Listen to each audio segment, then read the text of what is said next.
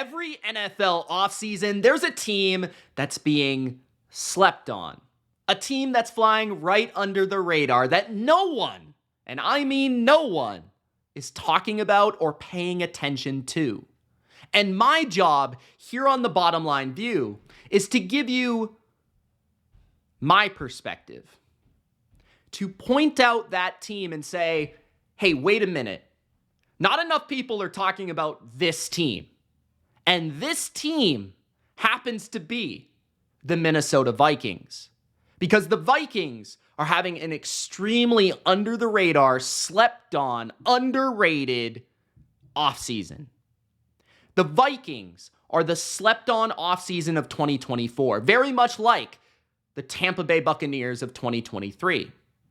There are so many comparisons and parallels to that Bucs team from 2023, a team that lost the legendary Tom Brady to retirement. This Vikings team lost their franchise quarterback Kirk Cousins to free agency, but they had to find a way to transition. And I believe that that Bucs team found a way to strengthen the team around the quarterback. And going cheaper at quarterback actually enabled them to improve as an overall football team. And that is exactly what the Vikings have done this offseason. The Minnesota Vikings have gone with the approach that they should go with, which is, let's reset. This is the perfect opportunity. Cousins is a free agent. He's coming off a torn Achilles. And yeah, we love him. We love what he's done for our franchise, and he's been a good player for us. But we could actually look to improve because of this. We could get better with Cousins leaving. Let's sign a guy like Sam Darnold. Comparison. Let's sign a guy like Baker Mayfield, a former high first-round pick, who has maybe gone through some rough parts of his career, but has a lot of talent, and he showed it last year, and he's shown flashes throughout his career, and that is Baker, and that is Darnold. And maybe Darnold not as much as Baker at times, as he was a playoff quarterback with the Browns, but Darnold spent the year learning from the game's smartest offensive coach in Kyle Shanahan.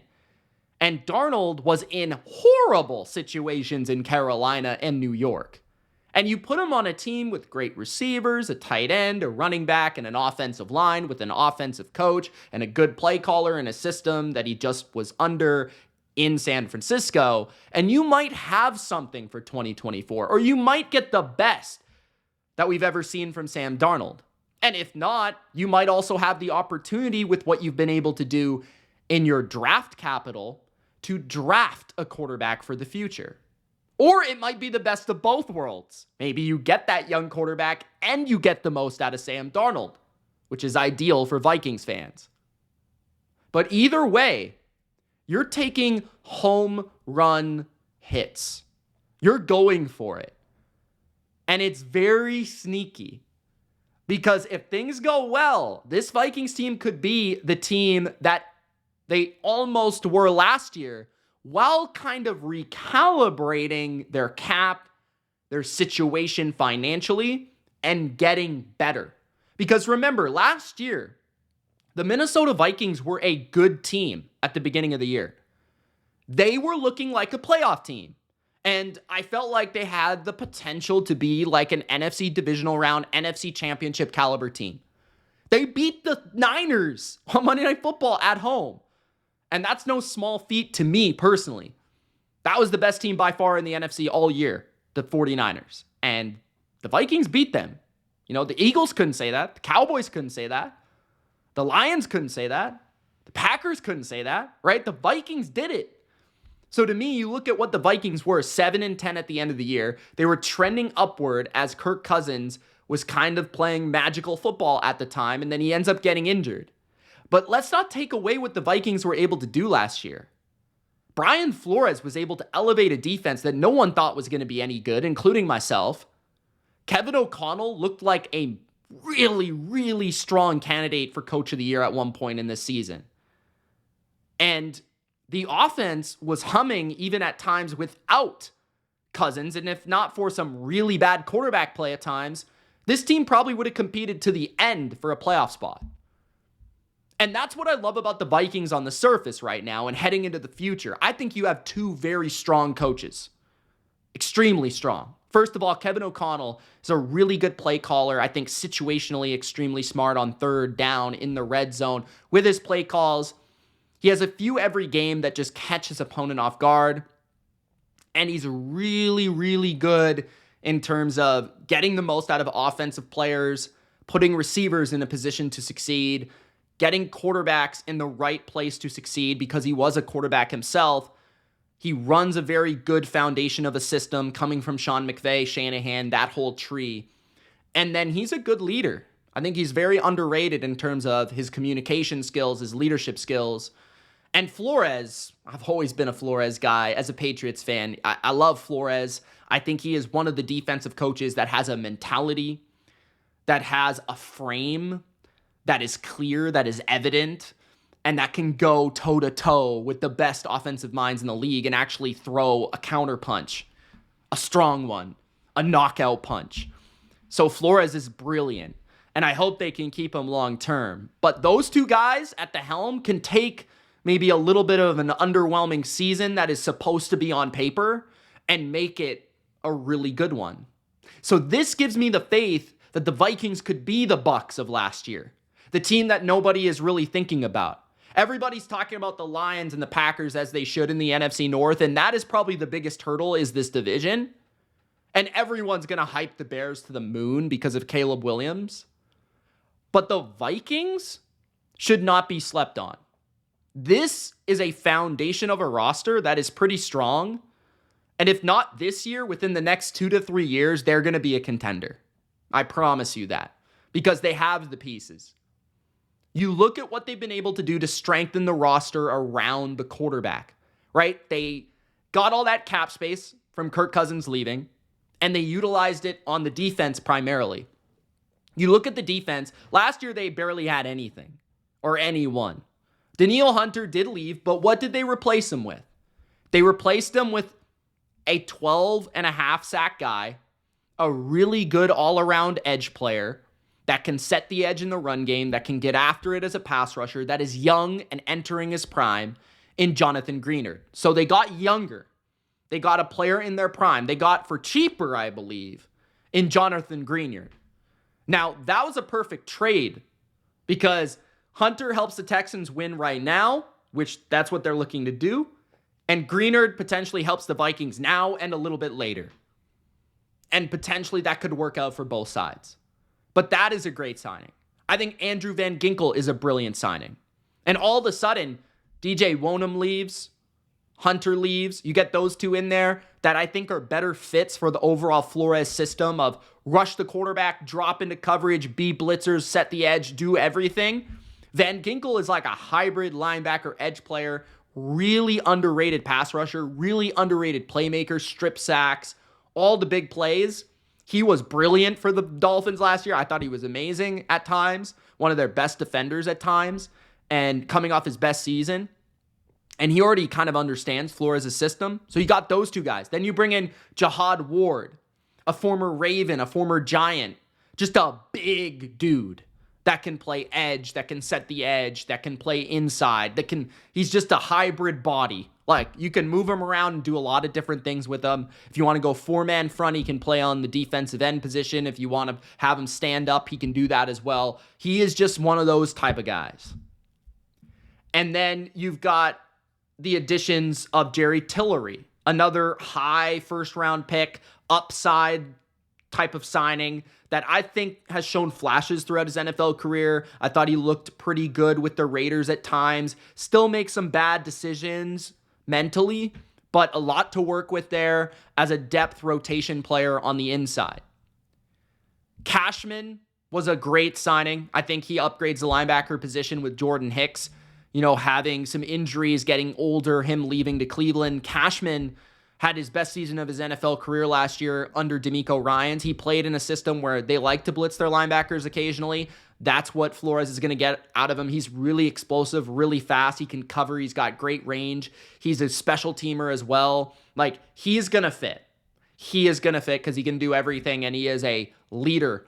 And Grugier Hill is similar in the same mold as Cashman. I believe they've kind of seen each other in Houston at times. Grugier Hill goes all the way back to New England when he was drafted, I think in 2017, became a Philadelphia Eagle, special team ace, went to Houston, a lot of tackles, really solid depth linebacker as well. Shaq Griffin is another high upside, former really good corner that is good in press coverage. He's got length. He can be like, a potential starter for this team if everything clicks. But if not, that's a veteran that comes in to compete for a spot on this team in a position that's a lot of youth. And you talk about the defense, and all of a sudden a defense that really overachieved last year, and I couldn't believe it. But they finished 13th in points against, right? 16th in yards against, and they finished 4th in run defense in yards per attempt. I mean, those are all areas that you want to be really great in. You want to be able to stop the run reliably, especially on early downs, to force other teams into passing situations, especially when you're a Brian Flores defense, when you love to blitz in those third down situations. That's how you get your pressure. That's how you get your sacks. That's how you make your difference-making plays, and you create wins for your team. And for them to have 13th in points against and 16th in yards against with the roster they had on defense, that is insanely good coaching. Like, that is insanely good coaching. You look at this defense now, all of a sudden you've got Harrison Phillips in the middle. You've got Jonah Williams with Jerry Tillery and Jonathan Bullard in the inside. You've got Greenard and Van Ginkel on the edges with Ward coming off the bench. You've got Pace Jr., who I like, with Cashman and Grugier Hill at linebacker. There's pieces here. You look to the secondary, I still think they could look to add to that corner position, but Byron Murphy, and then Harrison Smith is back, Bynum at safety. I think they've got things working for them here. So I look at the defense. I think it's improved. I think it's strengthened. And I think they're getting the type of archetype of player at each spot that Flores likes. And you can see the influence on some of these signings here. And then offensively, outside of Sam Darnold, which is a quarterback that I think has physical talent, I think has upside, I think has grown and matured as a person. And I wouldn't be shocked if Sam Darnold ended up actually being decent as the starter of the Vikings. I could talk myself into that. I think he's got a good release. I think he's more mobile than you would think. I think that he has a pretty strong arm. And I think in a system that's play action oriented, run, play action, get it to great receivers like Justin Jefferson, it would not surprise me at all if Sam Darnold led this team to 9 wins, had a Baker Mayfield-like resurgence. I mean, he has talent. It's a matter of, is everything going to click in here? And I think that's been the main difference for him in the NFL. I think he has gotten, better, more mature, all that stuff. Going from college, the pressure of New York, now kind of being a backup, learning from different guys. Now he's going to have another opportunity. And whether he's the starter or whether he is the bridge option or whatever he is, I think he's got an opportunity here. And I think he is going to give it his best shot. So, hey man, don't sleep on Sam Darnold. But Aaron Jones is an amazing signing. 1 year, I think it was like $8 million or something like that. Aaron Jones can still play at a very high level. He's still a top 10 running back in the NFL. He's explosive. He can hit a home run in a way that no Viking running back last year could. He can catch the football. He can run routes. He can play on all 3 downs. And inside, outside zone, like Matt LaFleur's offense, he's going to thrive, right? So Aaron Jones, even if he misses a couple games, well, you got Ty Chandler to fall back on. And you've got now a pretty interesting backfield tandem. When last year it felt like, they were not very good running the ball, right? They were 24th in yards per attempt last year. But a lot of that was because the running back was just not good enough, right? They moved on from Dalvin Cook, which was the correct decision to move on from Dalvin Cook because he was washed, clearly. But Aaron Jones is going to give them something. He's going to give them a spark and a balance that I don't think they had last year. And Justin Jefferson's going to be healthier this year. Freshly paid and freshly ready to go. Jordan Addison in year 2? Forget about it, right? Yeah, KJ Osborne leaves. You bring in somebody like Trent Sherfield, not a bad pickup. TJ Hawkinson is already your number 3 anyways, or maybe your number 2, and he's a really good tight end for this system. I mean, I was shocked how well he played, how productive he's been under Kevin O'Connell's system with Kirk Cousins. But now Darnold's going to have a solid security blanket, or maybe it will be Drake May, or maybe it will be Jaden Daniels, or maybe it will be JJ McCarthy, or somebody like that. But there will potentially be a rookie that can learn for a bit here. And that looks like the perfect situation. And they've got the weapons, the infrastructure, the coaches, all of it. I could see the Vikings really shocking a lot of people this year because I think they've had a super slept on offseason. I absolutely admire what they've been able to do. And they've done everything I would have expected them to do. They've upgraded the defense, which needed drastic changes and drastic upgrades in terms of talent. They've changed some of the personnel. Offensively, they haven't made too many tweaks because they didn't need to, and they've been aggressive trying to trade up into the draft to try to get what they need. Whether that be, let's add, another offensive lineman, or let's add a cornerback, or let's add a couple defensive guys once again, or let's trade up for a quarterback. Whatever it is going to be for them, they have the flexibility. They have the roster already to be able to trade up for a quarterback and be like, yeah, let's go for it. Let's get our Drake May. Let's sit him for a year. Let's have Sam Darnold play. We're still going to be pretty competitive because we've got great coaching and we've got a pretty good offensive skill set already. And then in 2024, we're going to have a stud in Drake May, and we're going to throw him out there, and he's going to ball. So either way, or 2025, I should say. But either way, this offense still finished 10th in yards last year, despite having only half a season from Kirk Cousins. They're going to move the ball. The defense is going to improve. And I wouldn't be shocked if the Vikings were a really underrated team that a lot of people just forgot about because they saw what they did this offseason. They said, you lost Kirk Cousins. He went to Atlanta. They're going to go to the playoffs, and the Vikings are going to suck. And they're like, Sam Darnold, that's hilarious. But just like the Bucs, Baker Mayfield, that's hilarious. You lost Tom Brady. You're going to suck. Well, just like the Bucs, they've had a great offseason, and they've really understood what they needed to do to get better and improve and put themselves in a situation where, even more so than the Bucs, like, let's get our next guy. Let's get him. Or let's go cheap at quarterback like the 49ers have, and let's just build a really good roster. We already have a ton of skill talent where it's not really going to matter if we have Patrick Mahomes. We can win with Sam Darnold. So it's going to be fascinating to see what they do for the rest of the offseason, including the draft. But I think the Vikings have crushed it. And I think not enough people are talking about it. So let me know what you guys think. Gronk, spike the like button. Subscribe if you haven't for more NFL rant-style videos just like this.